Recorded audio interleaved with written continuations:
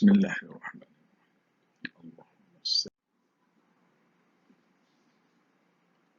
Assalamu alaikum wa rahmatullahi wa barakatuh. Alhamdulillah, thanks for viewing.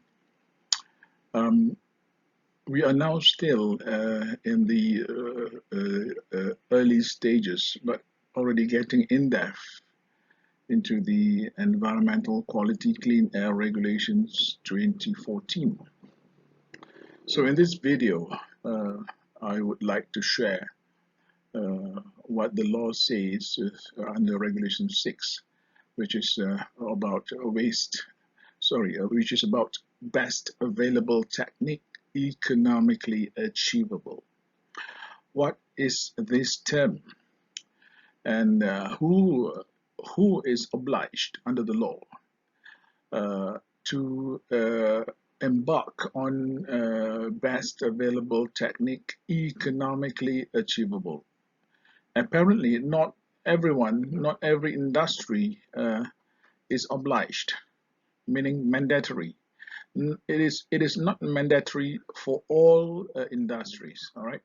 But this is something which I believe and I have witnessed is nothing new in this country, except that there are many factories who have done it on their own accord, on their own experience and capability, but went as unsung hero. Okay, so we would like to take this opportunity not only to discuss about this particular regulation, but to look into what are they actually. So welcome to this slide. Now, under this particular regulation, Regulation 6 specifically, stipulated that certain industries or certain category, certain group, I think that's more accurate, certain group of industries specified under this law is obliged to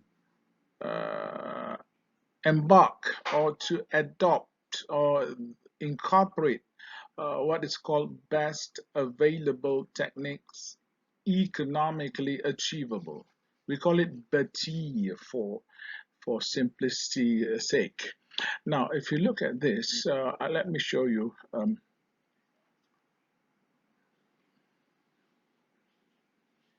It is actually groups of industries that belongs to the first schedule. There you are.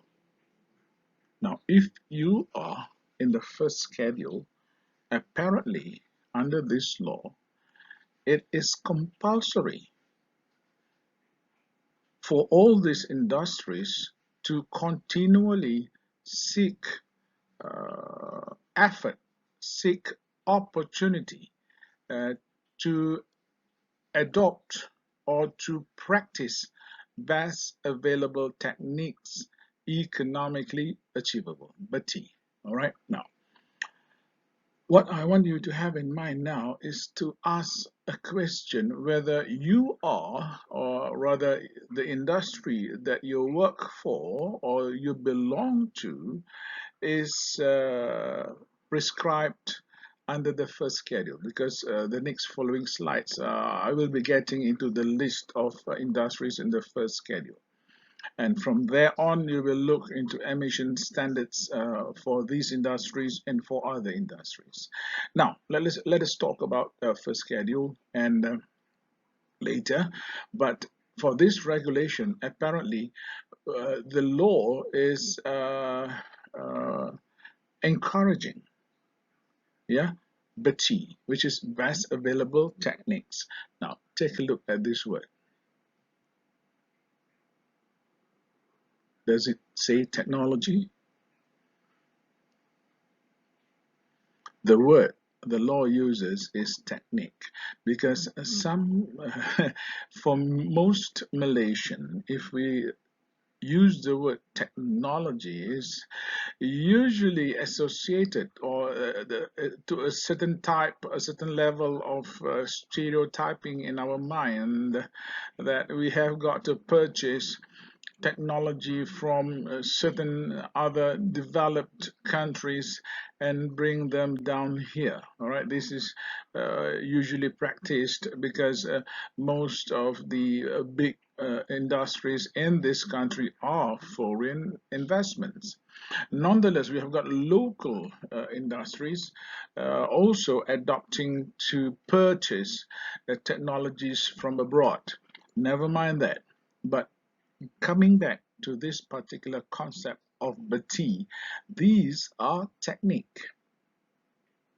These are an array of local derived or could be pragmatized from abroad, a kind of technique that we could use in our factory for the purpose of environmental pollution control or waste minimization. All right. Now, uh, I have been around for a number of years in industries in this country, and I have seen people doing a lot of simple, innovative ideas, most of which I saw doesn't involve much of hardcore physics formula for fluid dynamic, etc. But simple common sense has brought these people to perform certain modification, certain changes, betterment that were able to, such as reduce spillage or increase loading time, or in fact enhance the product of certain processes to a higher quality just by simple means, which is I would say not involving so much high-tech or complicated system to do it. So this for me, these for me are innovative ideas. So I have over here listed down for you in a very short form uh, the concept of BATEA, the idea of BATEA is actually more of innovative, customized, and experience. This is a summary of what I'm able to think of based on vast, number of years with the industries. Let's talk about innovation. Innovation is something which is actually in-house. Uh, Let me give an example. I'm not sure if I could say the company name, but I think rather it is a good example. But I hope no, I didn't get the permission to do that from this company yet. But it is an experience or what I saw about more than 10 years ago. Now, innovative. There is a company in Selangor, and this person has joined the company since he left school after Form 3. Now, we met because of internal training, and before he retired, the HR manager, whom I knew, we have high regards on each other, brought him to where I was staying because I have a training over in Shah Alam. He brought him to meet me in Concord, Shah Alam, and we had snacks and, well, dinner actually. And uh, he was brought along with the HR manager, and that's how he explained to me what he has done. Now, he invented, well, I would say that Sounds big, but it's not by accident, it's by his practice.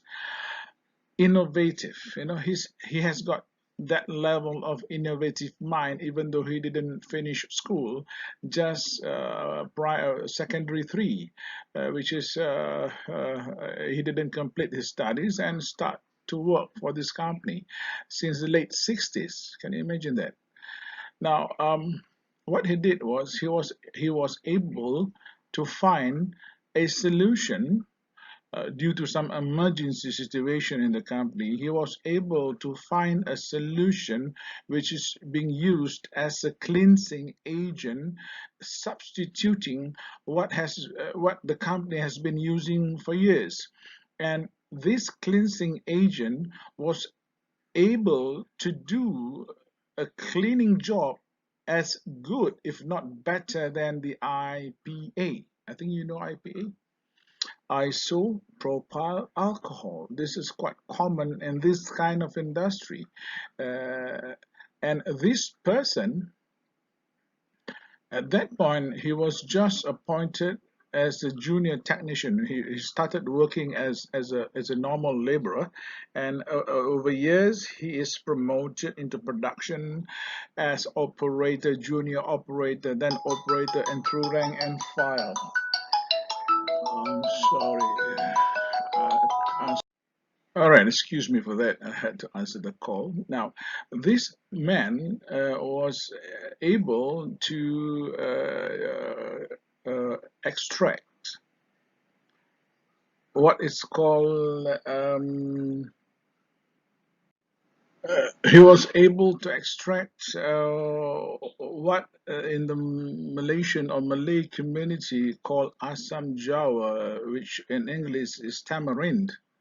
Extract the juice from this tamarind to replace isopropyl alcohol in the cleaning activity for that particular industry. So this is rather what they call in-house innovation. And I would also say that for that particular part is actually a customized invention. I may use the word invention, a customized invention of that particular process. And uh, he has been working for the company for many, many years, and I believe he has got excuse me, all the experience for him to understand the level of cleaning needed for that particular operation. So this is one example. It's just one example, and when I go around, I see many more. In construction industry, you see it in some processes in cement manufacturing. I saw certain good innovative ideas done in fertilizer manufacturing plant. I have seen some good ideas in some local industry in metal fabrication of certain products. These are all good ideas, and there are many more. I'm very, very sure, which most importantly has reduced the wastage of raw materials. All right, in one example where we have got a powder kind of product flowing down through conduits or pipes, flexible hoses, and it has got to go to a certain silo, I believe, in the packaging area, and the packaging area is the operator in the packaging area that come up with a simple kind of chute to ensure that these powder form, dust form products actually, before packing, was able to drop into their packaging, what they call container, 100% without spillage. This is innovative, and these are all customized, and only a person experienced working in that area would be able to determine, after long years of experience and perhaps after a number of years of working in that area, was able to appreciate what he has in mind and giving it a thought and transform those thoughts into action and develop something good for the company. This is BATEA. All right, we don't have to call a supplier overseas, outsourcing suppliers overseas to come down and propose how to solve the problem. Normally, this in-house problem can be solved by our operational personnel, given them a chance. So I hope top management, if you're watching this video, if you are, uh, please give some opportunity for your operational personnel to raise up some betterment or ideas that would lead to improvement in your operational efficiency, including reduction of air pollutant. Hear from them and see what they have in mind. All right. And what else is important? Look, the law says about this. BATEA be specified by the DOE. Well, the meaning is uh, it is not a direct meaning. DOE do not come to your factory and say, all right, I want you to modify this part, that part. No, that doesn't normally happen. It may, but it doesn't normally happen.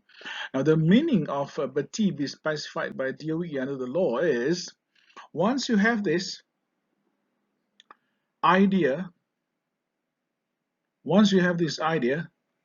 all right, get them to this part of the process. Once this idea is working, you have tested it, it is working well, the top management is happy with it, the results of that BATEA is giving positive results, and you're able to reduce some form of air pollutant coming from your production, whichever part of the production, then what we do is to get a verification. How to do verification? You can invite the DOE to verify the situation, or you can invite a third party independent professional body, preferably mechanical engineers if it involves mechanical engineering, if it involves fluid dynamics, this sort of thing. Get people to come and verify or certify, all right, and give some form of testimony to that particular process from a third party, and then that is verification, all right. And then what is needed is that you got to document the entire innovative idea, a description. It could be a simple description, perhaps with lots of pictures, and for each caption write a specific technical description of what has been done, including what materials we have used in the innovation, including the what they call level of safetiness, especially health safety is a must, all right, and all sorts of important description, not only complying to health safety, but also that description should be able to bring up the fact that it is reducing air impurities, and therefore we're able to reduce air pollution generation from that particular process, area, or activity. All right, so get it documented. The methodology, all right, get it documented.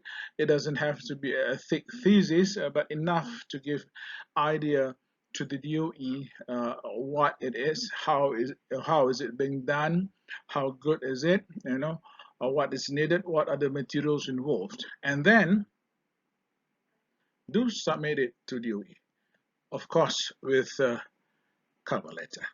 All right, so that's about it as far as BATEA is concerned.